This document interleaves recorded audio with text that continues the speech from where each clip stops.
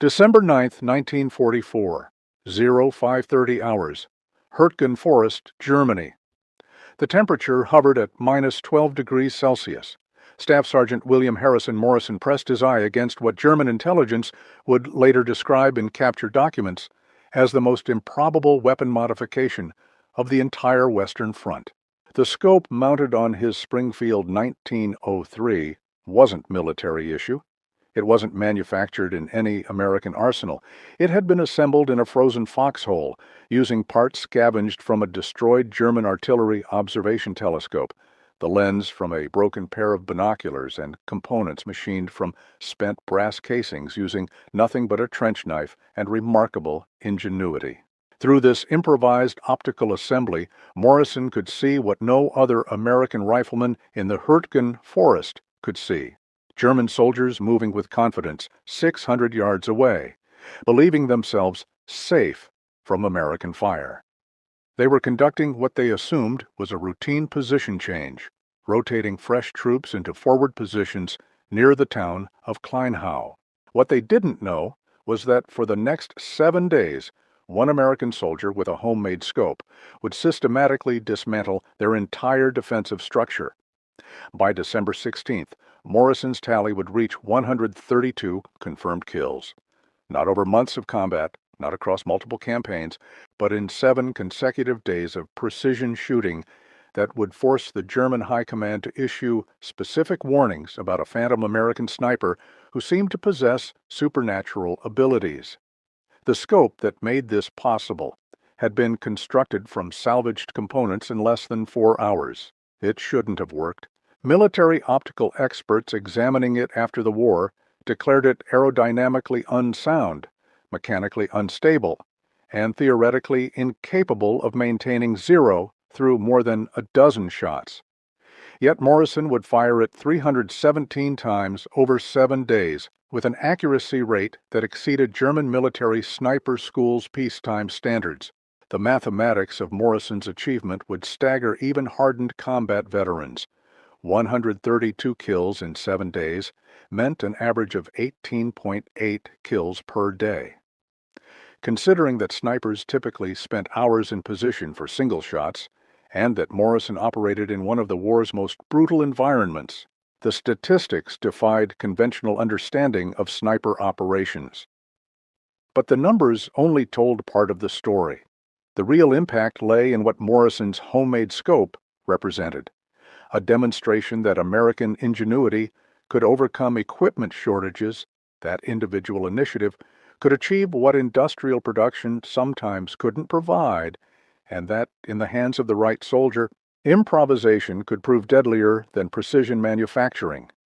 German forces in the Hürtgen Forest would spend the week of December 9th through 16th attempting to locate and eliminate a single American rifleman. They would deploy counter-sniper teams, adjust patrol patterns, and eventually resort to random artillery bombardment of suspected sniper positions. Nothing worked.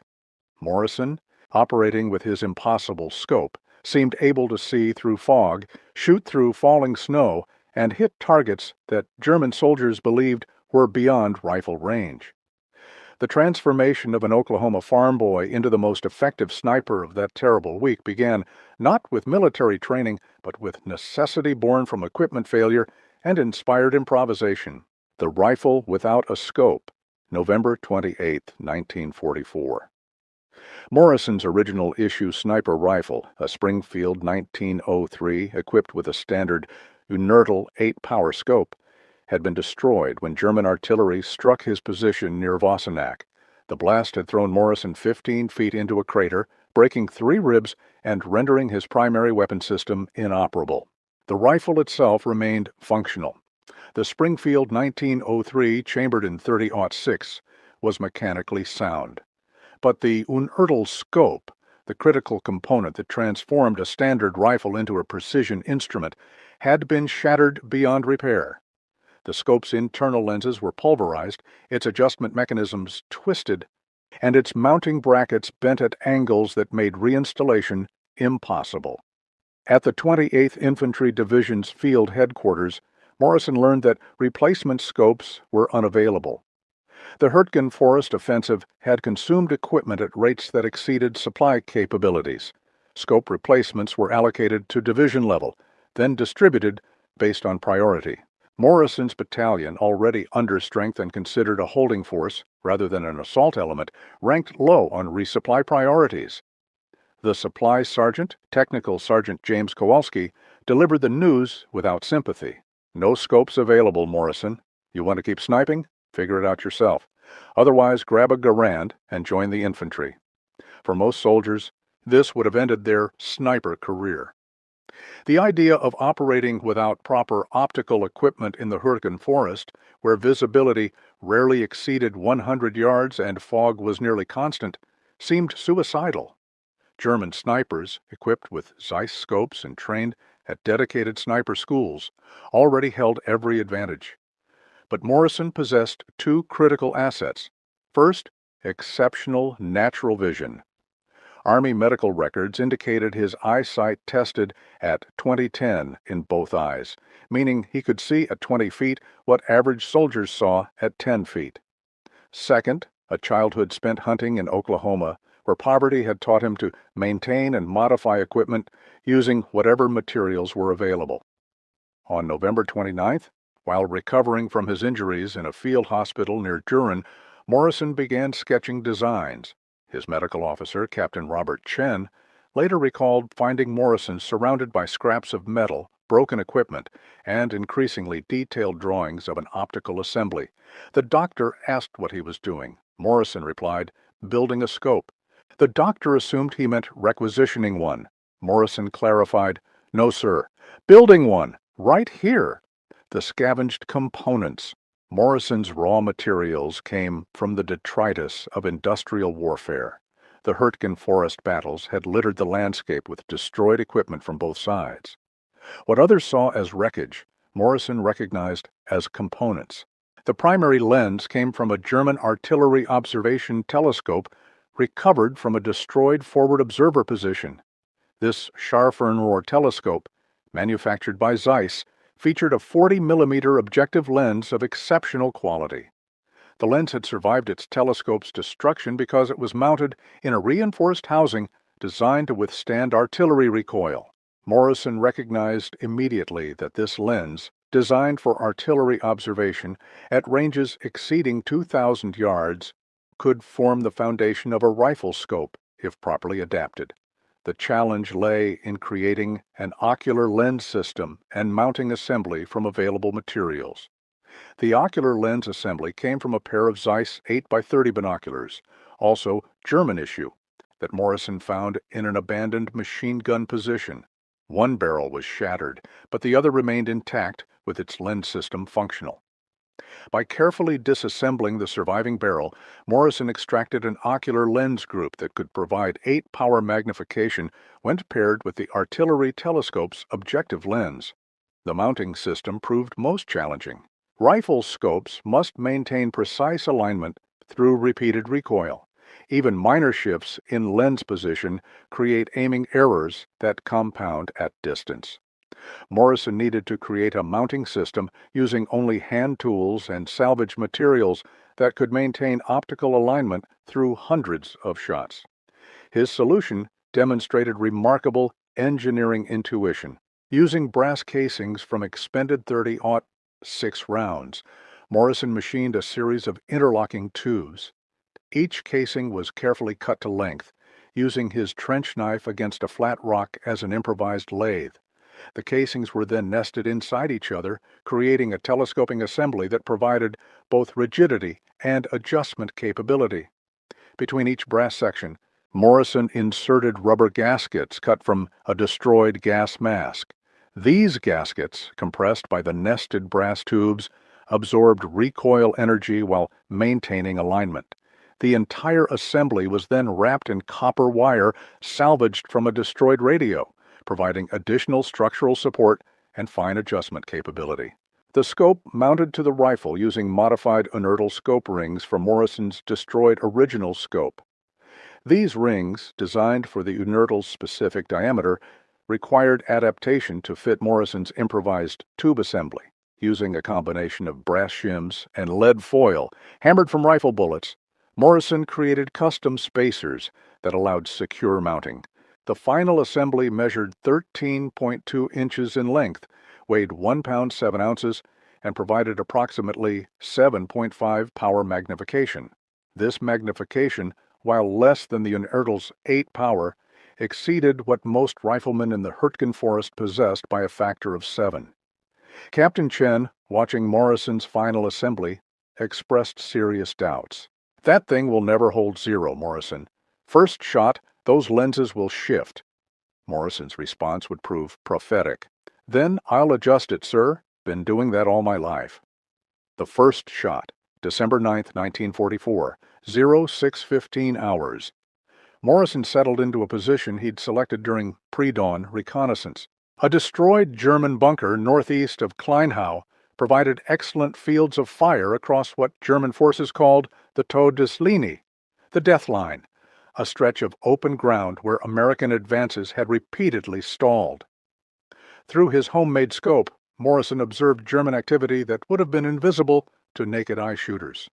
Supply carriers moving between positions, soldiers rotating into forward foxholes, officers conducting morning inspections with the casual confidence of men who believed themselves beyond enemy rifle range. Morrison selected his first target with methodical care. A German soldier approximately 600 yards distant, standing next to a distinctive bent tree that Morrison could use for range estimation. The soldier was smoking a cigarette, his relaxed posture suggesting complete unconcern about American observation.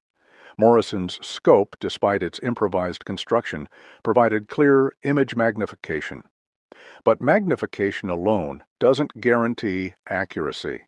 Morrison needed to establish his scope's zero, the precise relationship between his point of aim and his bullet's point of impact. He settled the crosshairs, improvised from human hair strands positioned across the rear lens, on the German soldier's center mass. He accounted for wind, a light breeze from left to right, by holding slightly left of center.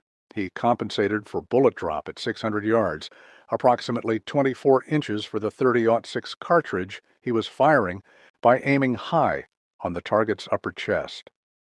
The Springfield 1903 recoiled into Morrison's shoulder with familiar authority.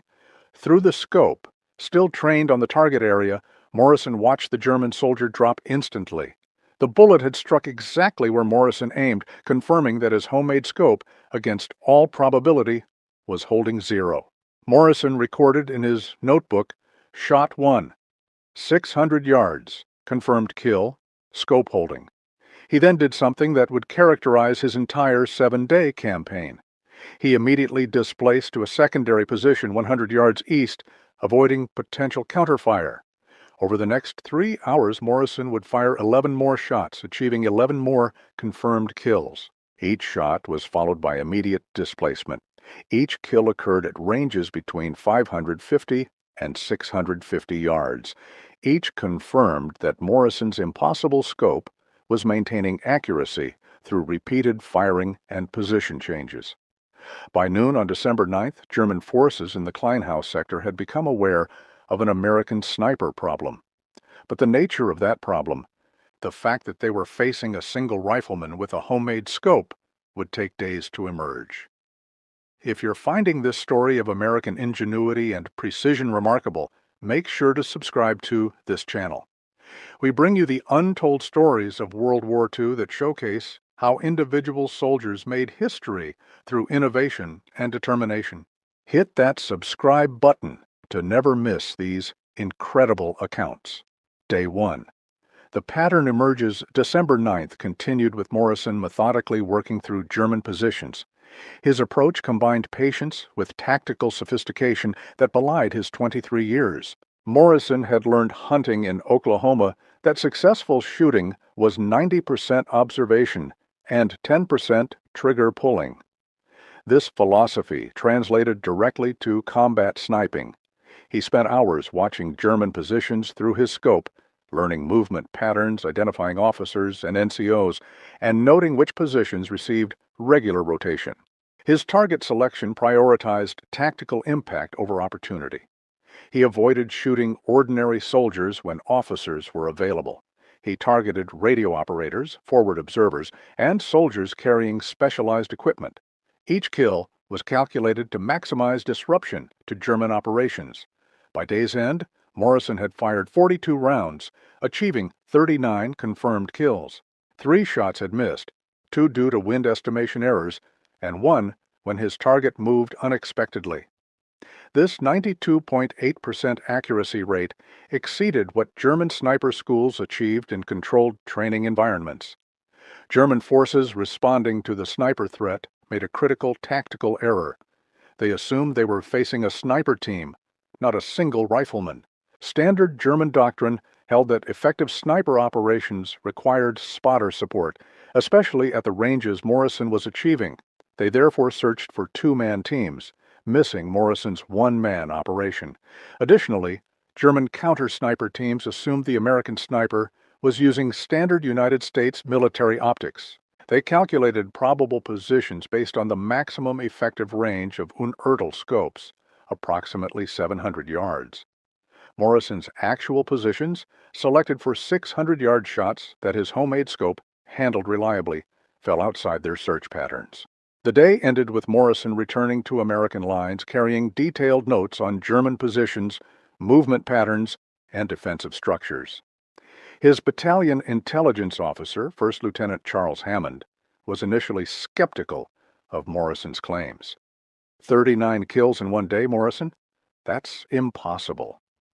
Morrison's response was characteristically understated. Yes, sir, but that's what happened. Day 2. German recognition. December 10th brought Morrison back to the Kleinhaus sector with refined tactics. He had analyzed German responses from day 1 and adjusted accordingly. German forces had begun varying their movement patterns, avoiding predictable routes and timing. They had increased use of covered approaches and reduced daylight movement. These were standard counter-sniper measures that should have reduced Morrison's effectiveness. Instead, Morrison adapted. He shifted to what hunters call ambush shooting. Rather than targeting soldiers in transit, he focused on fixed positions. German soldiers in fighting positions, even when attempting concealment, eventually made predictable movements. Shifting position for comfort, reaching for equipment, observing friendly forces. These micro-movements, invisible to naked-eye observers, were clearly visible through Morrison's scope at 600 yards. Morrison's second day produced 24 confirmed kills from 31 shots fired. The reduction in total shots reflected longer observation periods and more selective targeting, not reduced effectiveness. His accuracy actually improved to 77.4%. German battalion-level intelligence reports from December 10th, captured after the war and archived at the National Archives, show growing concern about American sniper activity.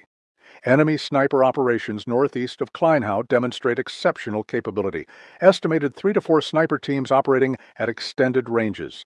Casualties among forward observers and radio operators particularly severe. Recommend deployment of dedicated counter-sniper elements.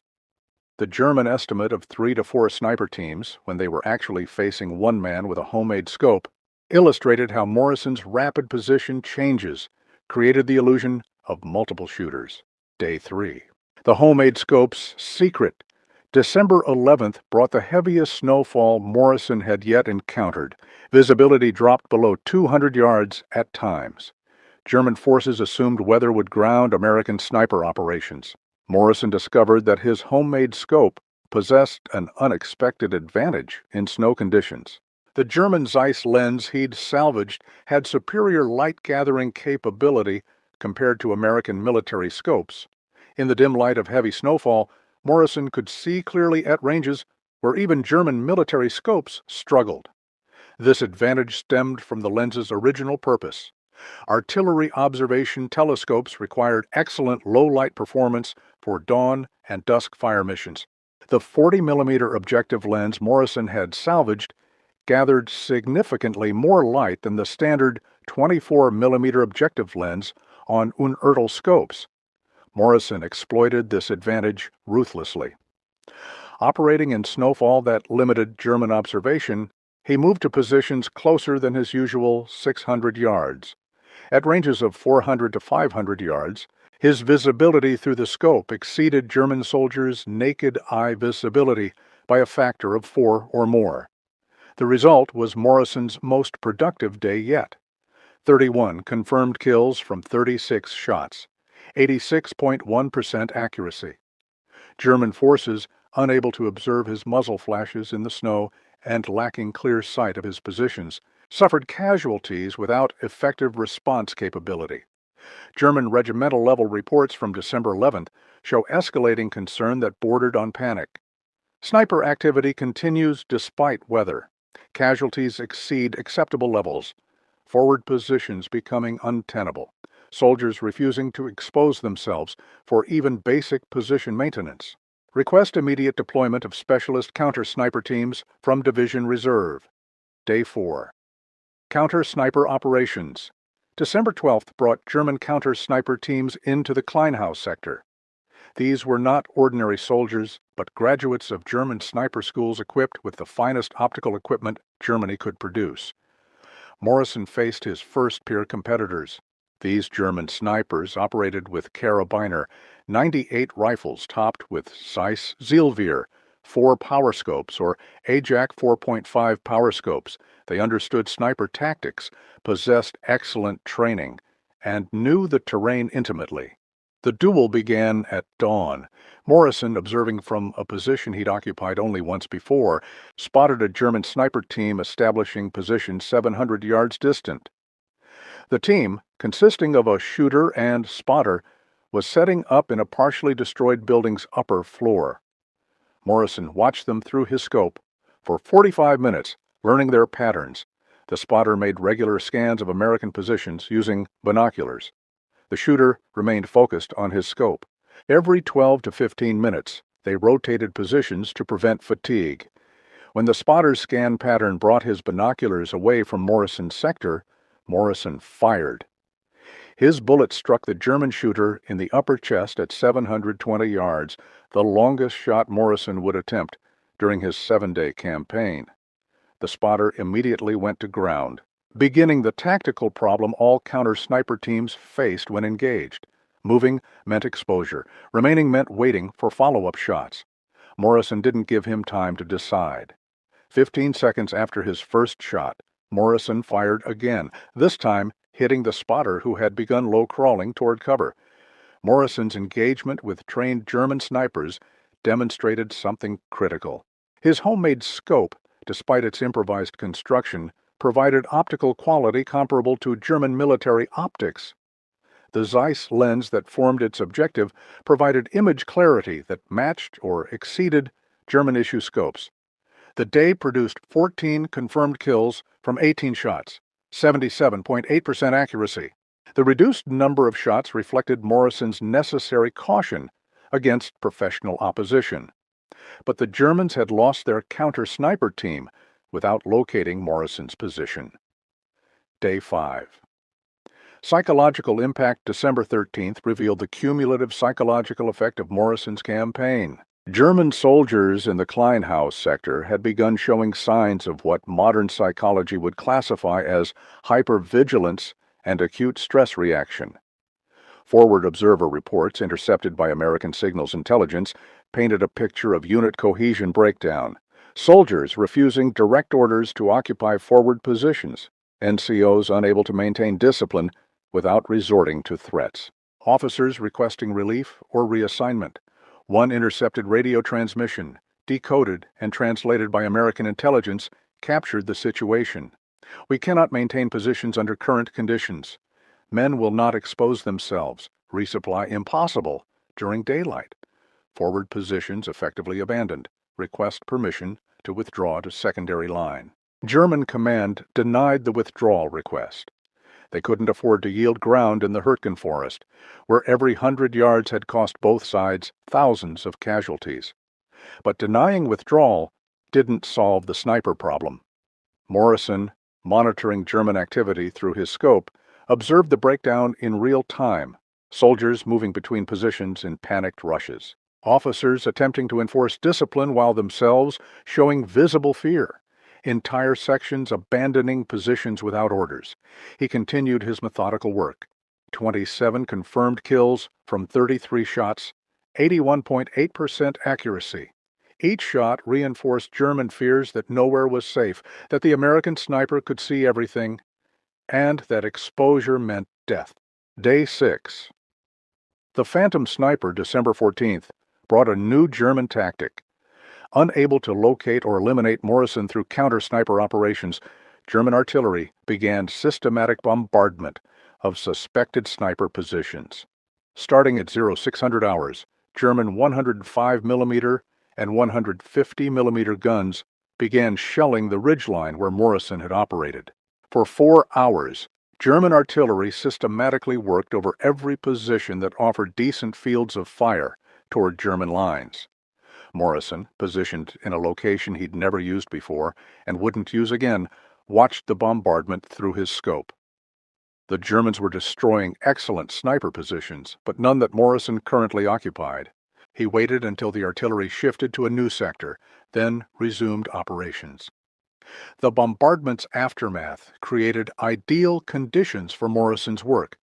German soldiers, believing the artillery had eliminated the sniper threat, moved more freely. Resupply operations resumed. Position rotations occurred on predictable schedules. Morrison exploited their confidence. 29 confirmed kills from 35 shots. 82.9% accuracy. By day's end, German forces had returned to the paralyzed defensive posture of previous days. German intelligence reports from December 14th show complete bafflement. Artillery bombardment of suspected sniper positions ineffective. Enemy sniper operations resume immediately following artillery preparation. Current assessment is that enemy operates multiple positions simultaneously or possesses supernatural awareness of our countermeasures. No rational tactical explanation for observed enemy capabilities. The phrase supernatural awareness appeared in formal German military intelligence reports. Morrison's homemade scope and tactical adaptability had achieved what no propaganda could. German professional soldiers, veterans of years of combat, had begun attributing his success to capabilities beyond normal human capacity. Day 7. The final count, December 16th, marked Morrison's 7th consecutive day of operations. His cumulative total stood at 104 confirmed kills. Army regulations required confirmation for kill credits, typically through independent observation or recovery of enemy dead. Morrison's kills met these standards through battalion intelligence officer observation and German casualty reports intercepted through signals intelligence. Morrison planned his final day's operations with awareness that German countermeasures would intensify. 7 days of sustained sniper activity had created a target priority that German forces couldn't ignore. He would face increased artillery fire, possible infantry sweeps, and certainly renewed counter-sniper efforts. He selected a position that offered limited exposure time but excellent fields of fire. A shell crater on a reverse slope, previously dismissed as lacking proper observation angles, actually provided narrow sight lines toward 3 German positions. Morrison's 7th day demonstrated his complete mastery of his improvised weapon system. 28 confirmed kills from 32 shots, 87.5% accuracy. His highest accuracy rate of the entire campaign. The final shot of Morrison's 7-day campaign occurred at 1540 hours. A German officer, identifiable by his distinctive leather coat and map case, was directing defensive improvements to a forward position. Morrison's shot at 630 yards struck the officer in the chest, the 132nd confirmed kill. Morrison then performed what would become standard procedure for successful snipers. He broke down his position, carefully packed his homemade scope, and withdrew, using a route that provided maximum concealment. By 1600 hours, he was back in American lines, his 7-day campaign complete. The aftermath and analysis, Morrison's 7-day total of 132 confirmed kills represented the highest single-week sniper total achieved by any American sniper during World War II. For comparison, the highest confirmed total for any American sniper during the entire war was approximately 109. The 28th Infantry Division's Intelligence Section, initially skeptical of Morrison's claims, conducted detailed analysis of German radio intercepts, aerial reconnaissance photographs, and prisoner interrogations. All sources confirmed exceptional German casualties in the Kleinhaus sector during December 9th through 16th. German casualty reports, recovered from captured documents, showed the Kleinhaus sector suffered approximately 300 casualties during this period. Of these, 132 were listed as killed by rifle fire at extended range, exactly matching Morrison's confirmed total. The psychological impact extended beyond raw numbers. German forces in the Kleinhaus sector had effectively ceased offensive operations. Defensive posture had become passive, with soldiers unwilling to expose themselves for even basic military tasks. The sector that German command had expected to hold indefinitely had become untenable due to one American soldier with a homemade scope. The scope's technical legacy. After Morrison's campaign, the 28th Infantry Division's Ordnance Section requested his scope for technical analysis. Captain Eugene Roberts, the division's ordnance officer, conducted detailed examination. His technical report, preserved in National Archives files, provides remarkable insights into Morrison's improvised optics. The assembly demonstrates sophisticated understanding of optical principles despite lacking formal training. The Zeiss objective lens provides approximately 40 mm aperture with estimated focal length of 300 mm. The ocular assembly, salvaged from German binoculars, provides approximately 8 power magnification when properly spaced from the objective. The mounting system shows exceptional ingenuity. Nested brass casings provide rigid tube structure, while copper wire binding ensures alignment. Rubber gasket shock absorption prevents lens shift during recoil. The entire assembly maintains approximately 0.5 minute of angle accuracy through tested firing cycles, comparable to military issue equipment. Most remarkably, the scope weighs only 1 pound 7 ounces versus 2 pounds 3 ounces for standard Unertl scopes. This weight reduction, combined with the Springfield rifle's balance characteristics, provides exceptional handling for extended field use. Captain Roberts concluded that Morrison's scope, built in a foxhole with hand tools, performed as well or better than military issue optics, costing 40 times more to manufacture. Morrison's subsequent service following his 7-day campaign, Morrison continued serving with the 28th Infantry Division through the end of European combat operations. He participated in the Rhine crossing and the advance into Germany, though his role shifted from pure sniper operations to reconnaissance and training. Morrison trained 17 other snipers in improvised scope construction techniques. While none achieved his level of success, the training program produced functional scopes that equipped soldiers who otherwise would have operated without optical equipment.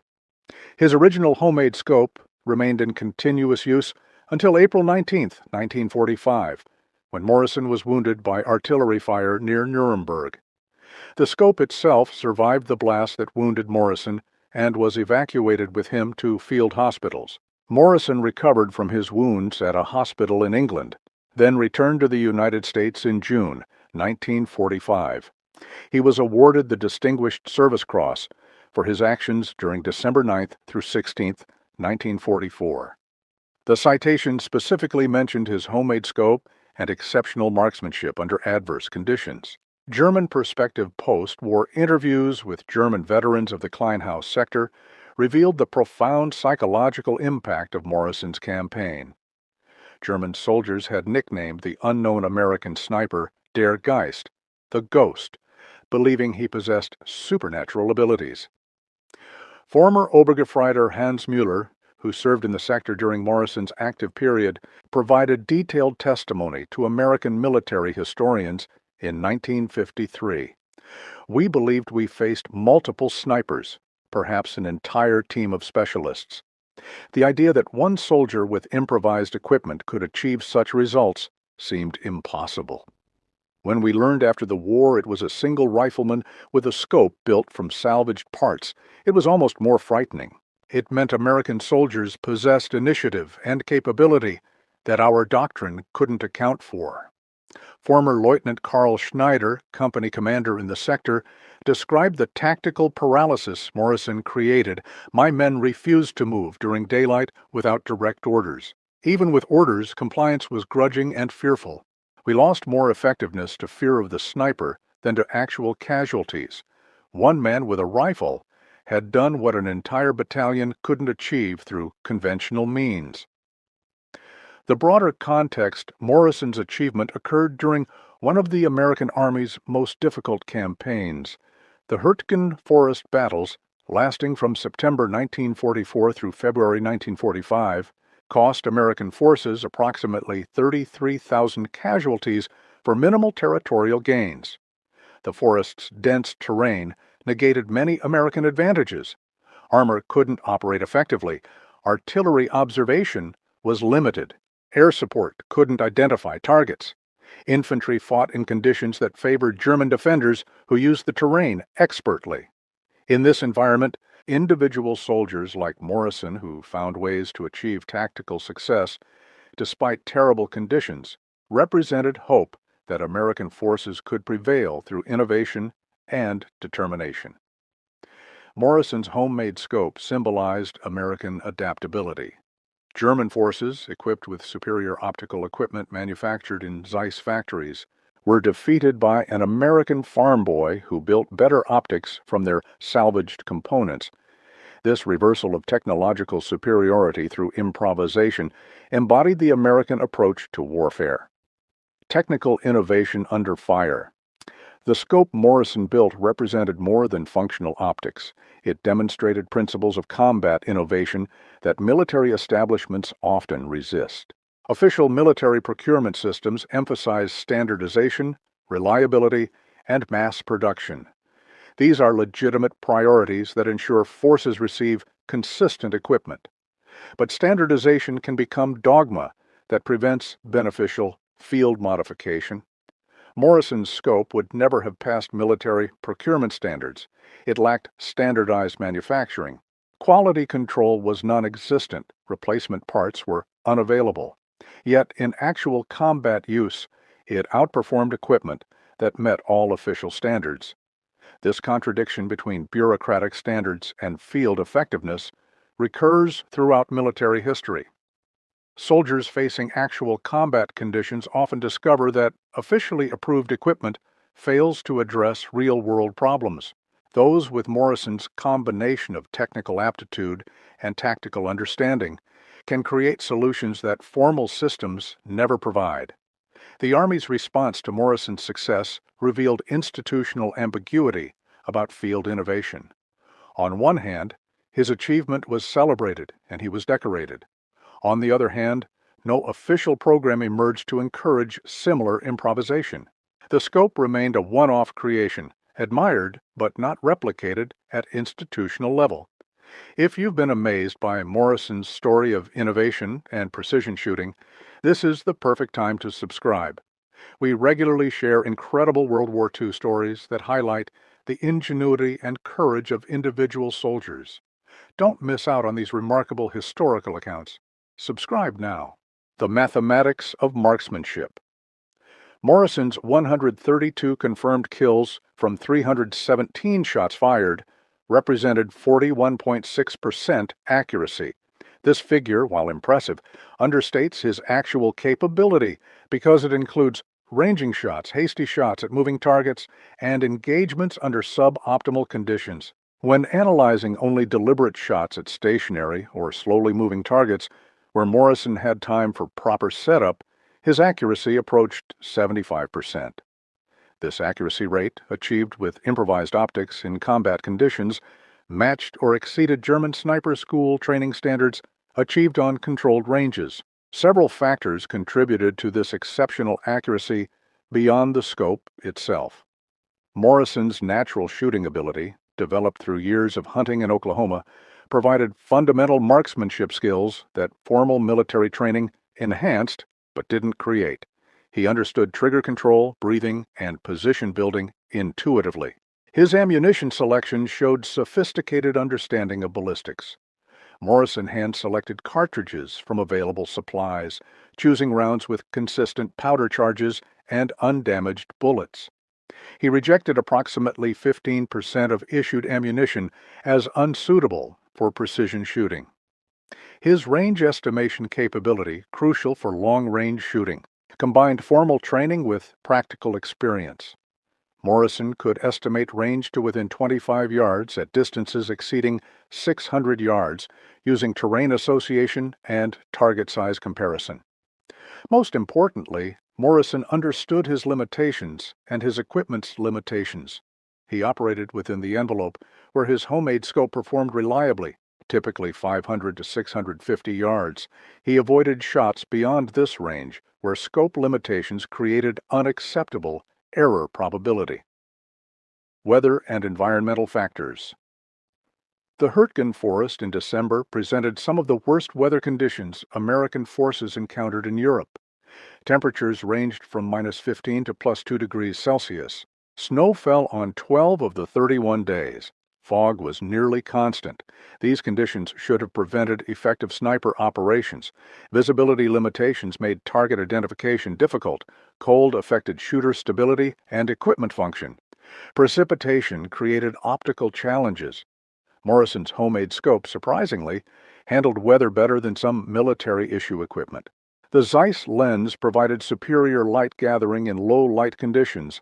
The simple tube design, lacking complex internal mechanisms, proved less susceptible to moisture problems that plagued some military scopes. Morrison's fieldcraft enabled operations in conditions that grounded other snipers. He used natural thermal currents to predict fog behavior, positioning himself where fog would thin first. He understood how falling snow affected bullet trajectory, adjusting his hold accordingly. He recognized that German soldiers, equally affected by weather, made predictable mistakes in visibility conditions. The human element. Behind the statistics and technical details stood a 23-year-old soldier who spent 7 consecutive days in one of warfare's loneliest, most stressful roles. Sniper operations impose unique psychological burdens. Unlike infantry combat, where soldiers fight alongside comrades, snipers often operate alone.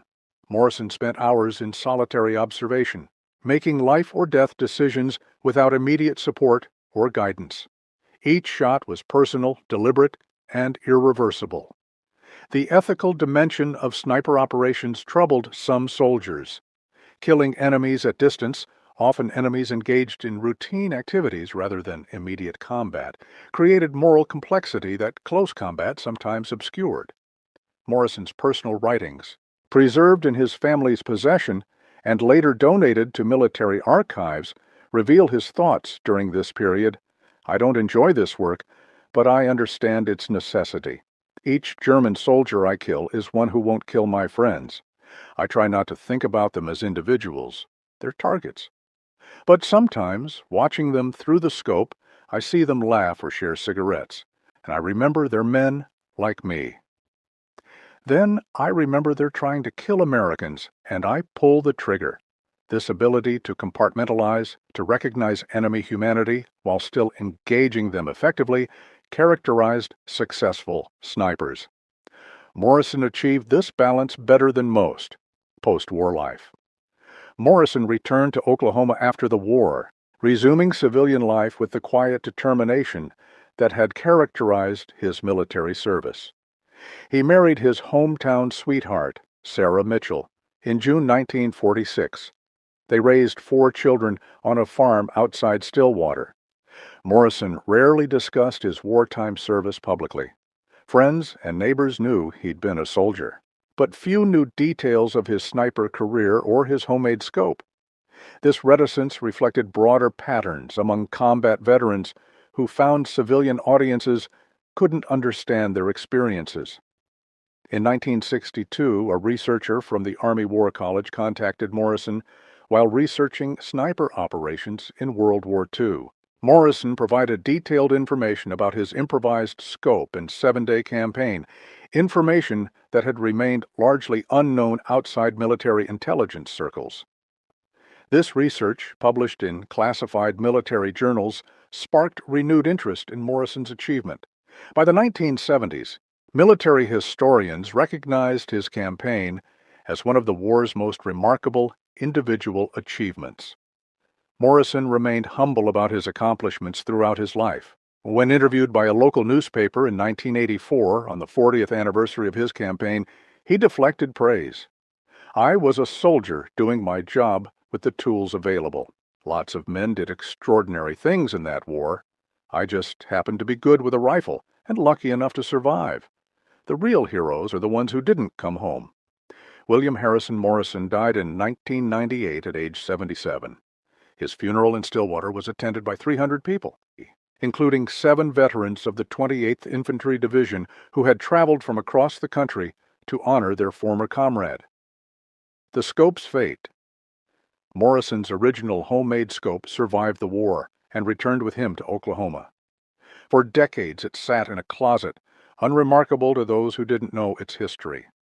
Morrison's children played with it occasionally, unaware that the odd-looking telescope their father kept had killed 132 German soldiers. In 1995, Morrison donated the scope to the United States Army Ordnance Museum at Aberdeen Proving Ground, Maryland. The museum recognized it as one of the war's most unique artifacts, a testament to American ingenuity under combat conditions. The scope underwent conservation treatment to prevent deterioration while preserving its original configuration. Museum conservators noted that the brass casings Morrison had used showed wear patterns consistent with repeated disassembly and reassembly, evidence that Morrison had maintained and adjusted his creation throughout its service life. Today, visitors to the museum can view Morrison's scope in a display examining field-expedient weapons modifications. The exhibit includes Morrison's original notebook with range estimates and shot records, photographs of the Kleinhaus sector where he operated, and testimonials from German veterans who faced Der Geist. Lessons for modern warfare. Morrison's achievement resonates in contemporary military discussions about soldier innovation and adaptive equipment. Modern military forces face similar tensions between standardized equipment and field requirements. The scope Morrison built addressed a specific problem: lack of optical equipment, using available materials, and personal expertise. Modern soldiers facing equipment shortages or inappropriate equipment for specific missions must exercise similar initiative. Military institutions struggle to balance encouraging beneficial field modifications while preventing dangerous or ineffective improvisation. Morrison's success argues for giving soldiers latitude to solve problems creatively, but not all improvisation succeeds. For every Morrison who builds an effective scope, others create modifications that fail or create new problems. The challenge lies in institutional design that enables productive innovation while preventing harmful experimentation. Morrison's case suggests several principles. Technical competence matters. Morrison succeeded partly because he understood optical principles and mechanical design well enough to create functional equipment. Soldiers attempting field modifications need baseline technical knowledge. Mission understanding guides innovation. Morrison built his scope to address specific tactical requirements, long-range precision fire in the Hurtgen Forest. His design decisions reflected clear understanding of what he needed to accomplish. Testing and validation prevent dangerous failures. Morrison tested his scope thoroughly before relying on it in combat. He verified zero, confirmed tracking through multiple shots, and operated within proven capabilities. Institutional openness to non-standard solutions enables beneficial innovation. Morrison's chain of command, faced with his homemade scope, chose to support his unconventional approach rather than requiring standard equipment use. The human cost. While celebrating Morrison's achievement, we must acknowledge what his 132 kills represented. 132 German soldiers, many of them conscripts who had no choice about their service, died because an American farm boy built a better scope from salvaged parts. War's mathematics are brutal. Each German soldier Morrison killed was someone's son, perhaps someone's father or brother. Their deaths caused grief that rippled through families and communities across Germany. Yet the same German soldiers, if not stopped, would have killed American soldiers. The units Morrison targeted were defending positions from which they fired on advancing American forces. His kills potentially saved American lives by degrading German defensive capabilities. This moral complexity defines warfare. Morrison's actions were simultaneously tragic and necessary, destructive and protective. He killed efficiently, but not cruelly, targeting military personnel engaged in combat operations. The German veterans, who later spoke about their Geist with a mixture of fear and respect, understood this complexity. They had tried to kill Americans. Morrison had been more effective at killing Germans. This was war's terrible logic. Not murder, but mutual attempted survival through applied lethality. Technical specifications of Morrison's scope. The detailed technical specifications of Morrison's improvised scope, documented by Army Ordnance officers, reveal sophisticated optical design. Objective lens, Zeiss manufactured 40mm diameter artillery observation telescope lens, estimated focal length 300 millimeters, providing excellent light gathering and image clarity. Ocular assembly salvaged from German 8x30 binoculars, providing 8 power magnification, field of view approximately 8 degrees. Tube assembly nested brass cartridge casings from 30-06 ammunition, total length 13.2 inches, internal diameter 29 millimeters, wrapped with copper wire for structural support and fine adjustment. Mounting system, modified unertl scope rings adapted with brass shims and lead foil spacers, attached to Springfield 1903 rifle using standard mounting blocks. Reticle, improvised crosshair, created from human hair strands positioned across rear lens, providing adequate aiming reference without complex reticle patterns. Weight, 1 pound 7 ounces total assembly, significantly lighter than military issue unertl scopes weighing 2 pounds 3 ounces. Magnification, approximately 7.5 power, slightly less than military issue 8 power scopes, but adequate for Morrison's operational requirements. This combination of salvaged precision optics and improvised mounting achieved performance comparable to military equipment manufactured in sophisticated factories. Morrison's technical achievement matched his tactical success. The final assessment, William Harrison Morrison's 7-day campaign with a homemade scope, represents one of World War II's most remarkable individual achievements. 132 confirmed kills in 7 consecutive days, achieved with improvised equipment in terrible conditions, established a standard that no other American sniper approached. But Morrison's true significance extends beyond the numbers. He demonstrated that American soldiers, when facing equipment shortages or inadequate supplies, possessed the initiative and capability to create solutions that formal systems didn't provide. His homemade scope, built from enemy salvage and spent brass casings, outperformed equipment that cost thousands of dollars to manufacture. This reversal of technological advantage through improvisation embodied American strength, the ability of free citizens to innovate and adapt in ways that regimented systems couldn't match. The German soldiers who faced Der Geist understood they were confronting something unprecedented. Not just a skilled marksman, but a soldier who had recognized a problem, lack of proper optical equipment, and solved it using nothing but ingenuity and salvaged materials. Morrison's legacy reminds us that warfare's outcome often depends less on industrial capacity or official equipment than on individual soldiers' ability to adapt, innovate, and persevere. Sometimes a farm boy with a homemade scope can achieve what entire divisions cannot if he possesses the skill, courage, and determination to see the mission through. In 7 days during December 1944, William Harrison Morrison proved that American ingenuity, combined with exceptional marksmanship and unwavering determination, could overcome any obstacle. His story stands as testament to what individual soldiers can achieve when necessity drives innovation and courage enables execution. The homemade scope that shouldn't have worked, built in a frozen foxhole from salvaged enemy equipment, became one of the war's most effective weapons. And the quiet Oklahoma farm boy who built it became, for 7 remarkable days, the most effective sniper the American Army had ever seen. German forces in the Hurtgen Forest learned what Morrison already knew. Sometimes the best equipment isn't what the supply sergeant issues. Sometimes it's what a determined soldier builds with his own hands when the mission demands excellence and official channels provide inadequate tools.